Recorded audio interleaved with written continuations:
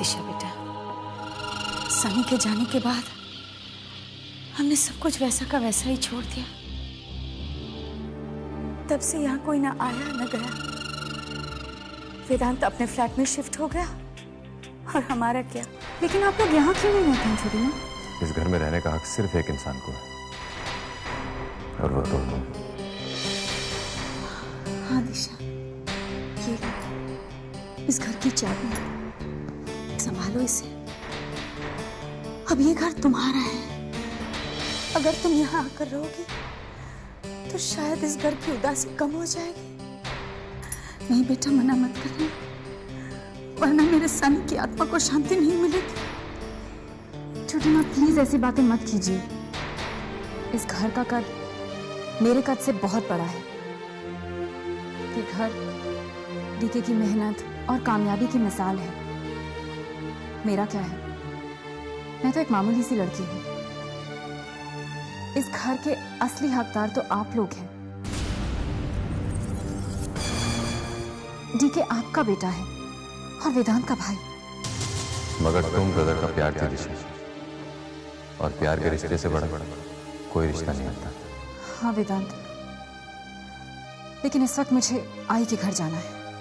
लेकिन वहां तुम्हें सिर्फ नफरत मिलेगी। चाहे जो भी मिले छोटी माँ, प्यार या नफरत, मैं तो आई के साथ ही रहूंगी।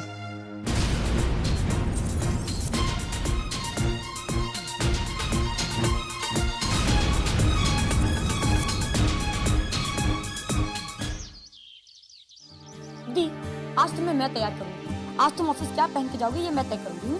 डल कलर्स तुम पे बिल्कुल अच्छे नहीं लगते। ये अच्छा है। क्यों? नहीं रानू, ये बहुत ब्राइट है।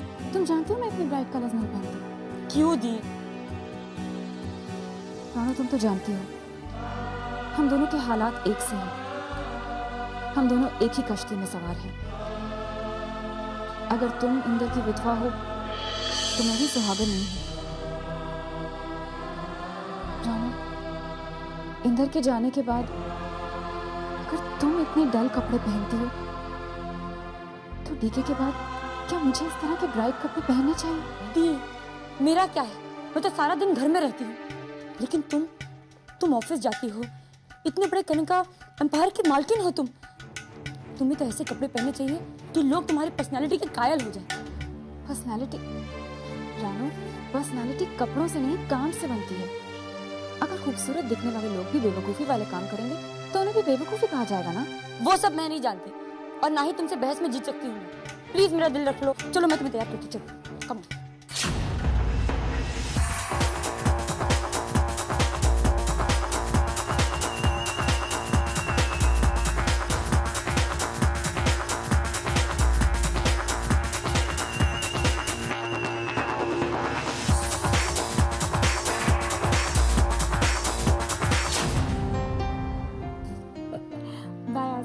मैं ऑफिस जा रही हूँ। बाय बेटी, अपना ख्याल रखना।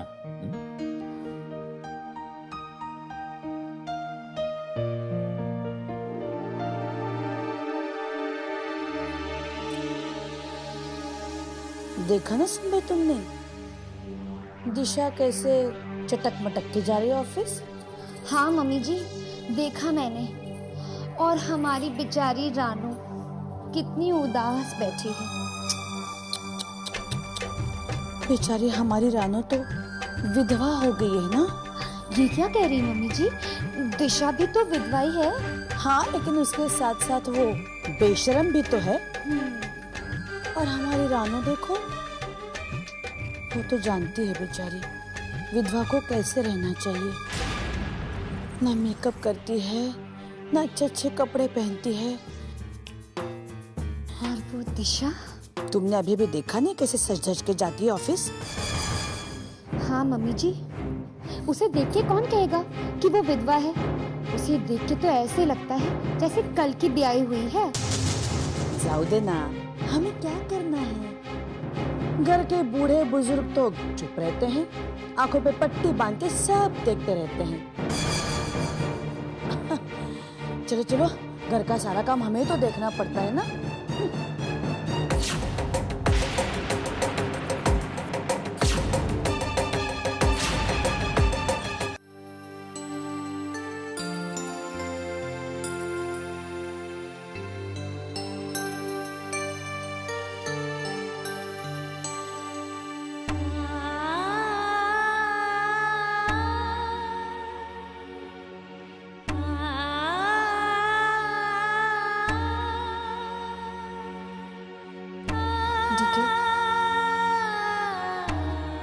कमी हमेशा महसूस होती है मुझे।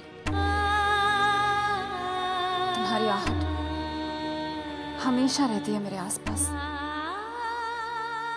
तुम देखने डीके, कनका एम्पायर को दुनिया की नंबर 1 कंपनी बना दूंगी मैं। I promise you. तुम्हारी सभी इच्छाओं, सभी सपनों को पूरा करूंगी मैं।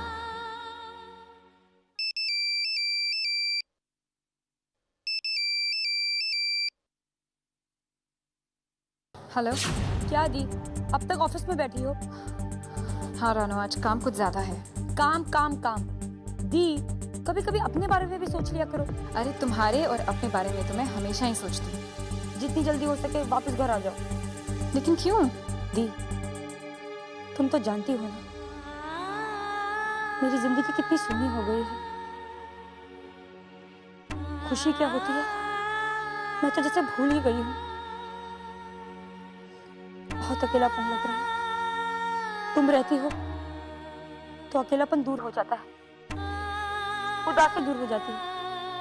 दी प्लीज घर जल्दी वापस आ जाओ। अरे रानो, तुम तो बुरा मान गई। अच्छा, मैं जल्दी से जल्दी आने की कोशिश करती हूँ। ओके ओके दी, बाय।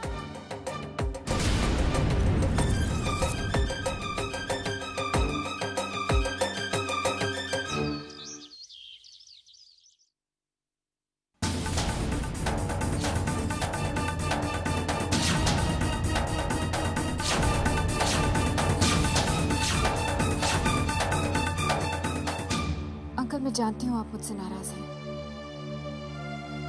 और आपको नाराज होने का पूरा हक भी है। मैं समझती हूँ एक पिता और बच्चे के बीच क्या रिश्ता होता है। एक पिता के लिए उसकी औलाद ही सब कुछ है। उसका भविष्य, उसके सपने, ये सब उसकी औलाद ही तो है उसके लिए। इंदर के जाने के बाद आप पर क्या गुजर रही है ये मैं अच्छी तरह से समझती हूँ अंकल। मैंने भी अपने पिता को 2 बार खोया है।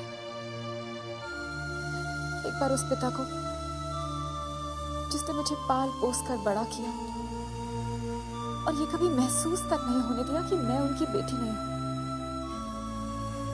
और दूसरी बार देव पापा को, जिनकी मैं असलियत में बेटी थी। मैं 2 बार अनाथ हो गई अंकल। सच कहूं अंकल, उन दोनों के जाने के बाद मैंने आपको ही अपना पिता माना है। अंकल, आपने भी तो बचपन से मुझे अपनी बेटी समझा है ना। मुझे पिता के प्यार की जरूरत है। बस बस दिशा, बस। ये जज्बाती बातें तुम्हारे मुंह से अच्छी नहीं लगती। हो सकता है रानो ने तुम्हें माफ कर दिया, लेकिन मैं तुम्हें कभी माफ नहीं करूंगा,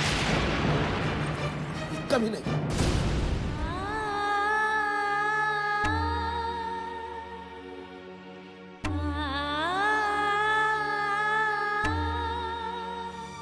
लीजिए मम्मी जी, आप भी थोड़े मूंगफली खा लीजिए।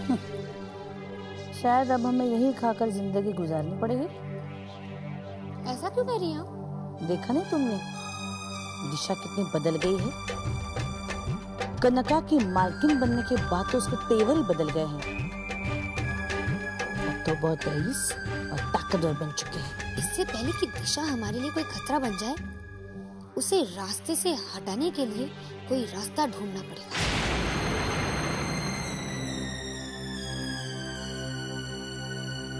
क्या हुआ? मुझे देखकर चुप क्यों हो गए? अरे मुझसे क्या पड़ता, मैं भी तो आप लोगों के साथ ही हूँ। रानो, लो मैं आ गई। अच्छा दी, इन साड़ियों में से एक साड़ी मेरे लिए पसंद कीजिए ना।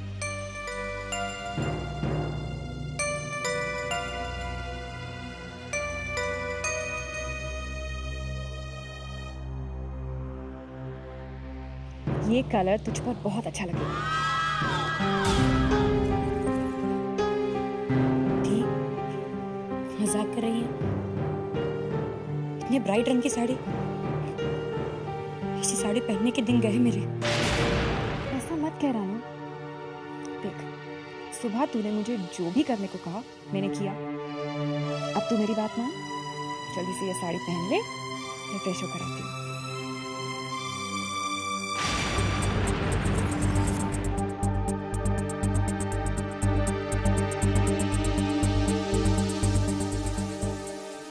देखा ना बाबा, दिशा ने हमारी रानों के लिए कैसी साड़ी पसंद की, एकदम डल।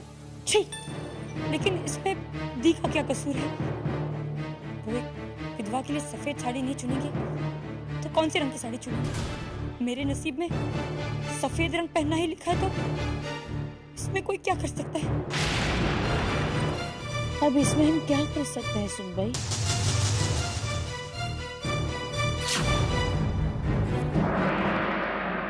हो बहुत हो गया। पोरी का कुछ करना पड़ेगा। सिरदर्द बन गया, सिरदर्द। जब देखो तब धमकाती रहती है। मॉम, टू बिगिन विद, हमें पोरी को अपने प्लान में शामिल ही नहीं करना चाहिए था। कमान, कुछ काम मजबूरी में की जाते हैं, इट्स ओके। पर अब कुछ करना पड़ेगा। मैं क्यों ना हम उसे कनका में एक जॉब दे दें? हाँ, इस तरह वो दिशा पर नजर रखेगी और हमारे लिए कोई इम्पोर्टेंट इन्फॉर्मेशन हो तो she can gather it. Mom, जब आप कभी कभी ऐसी बातें करती हैं तो मुझे बहुत ताज्जुब होता है। मॉम, आपको क्या लगता है दिशा पोरी को कनका में बर्दाश्त कर पाएगी? मॉम, दिशा इतनी बेवकूफ नहीं है कि पोरी पर यकीन कर लेगी। अरे पोरी जब से उसकी जिंदगी में आई है, सिर्फ और सिर्फ मुसीबतें खड़ी की हैं उसने दिशा के लिए। मॉम, मुझे तो लगता है कि उसके बारे में हमें कुछ और ही सोचना पड़ेगा। ठीक है, तो हम ये काम तुम्हें सौंप देते हैं। तुम जो भी फैसला करोगे सही होगा, हमें यकीन है, क्योंकि आफ्टर ऑल वेदांत, तुम हमारे बेटे हो।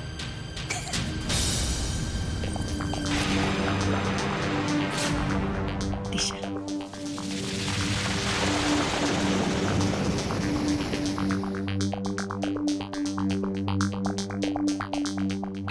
क्या हुआ दिशा? ऐसे क्यों देख रही हो? मैं बस ये सोच रही थी कि माँ के ऐसे प्यार के लिए मैं कब तक तरसूंगी। ऐसे कहकर हमारा दिल मत दुखाओ दिशा। बेटी, क्या हम तुम्हारी माँ जैसे नहीं हैं?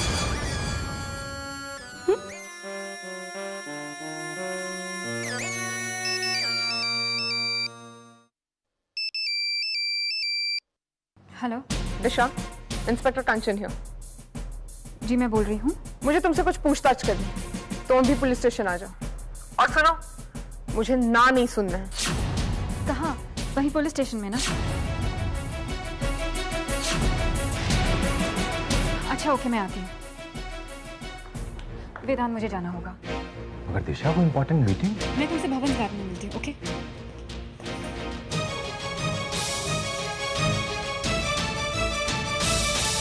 हवलदार, घेऊन जायला।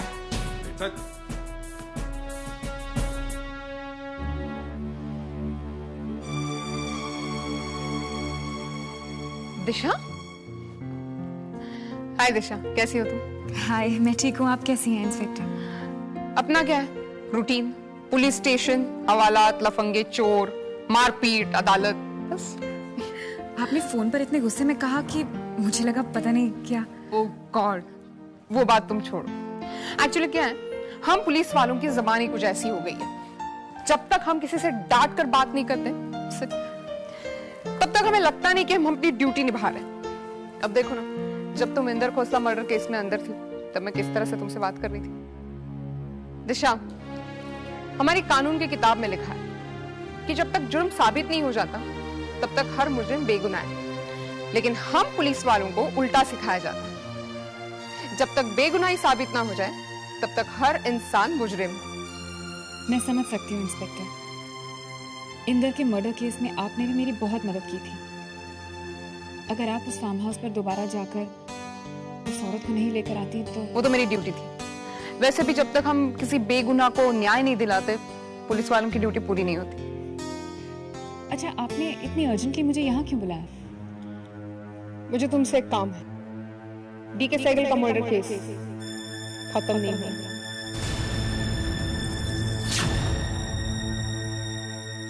क्या? डीके का मर्डर हुआ है? हाँ दिशा, पोस्टमार्टम की रिपोर्ट तो यही कहती है। डीके की मौत के पहले उसके शरीर पर जख्मों के निशान पाए गए। इसके अलावा जिस दिन डीके सहगल की मौत हुई उसी दिन मौत के कुछ घंटे पहले मैंने हूबहू तुम्हारी शक्ल की औरत को देखा, लेकिन वो तुम नहीं थी क्योंकि उस वक्त तुम लॉकअप में थी।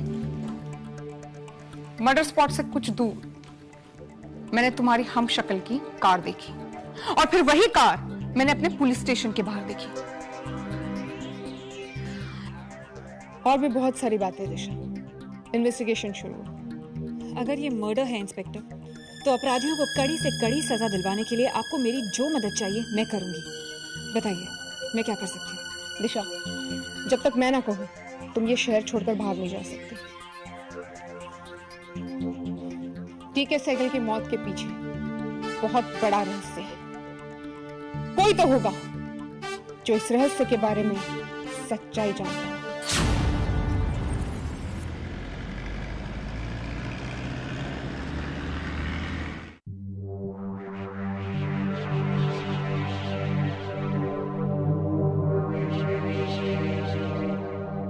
हाँ दिशा, तुम इस वक्त कहाँ हो?